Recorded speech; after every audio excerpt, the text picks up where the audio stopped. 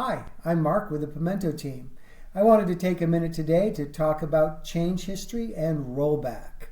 Imagine that you've gone into an item and deleted a very important piece of data.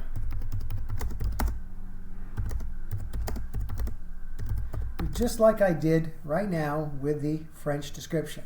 Now I'm going to click on Save, and that data is gone. French description now says deleted it. It is gone.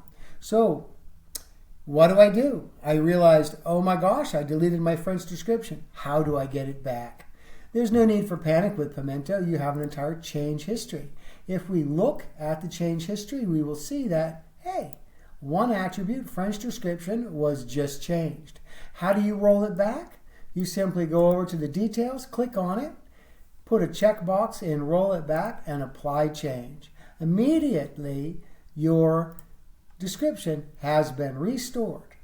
You can restore any change that has been made that appears in your change history.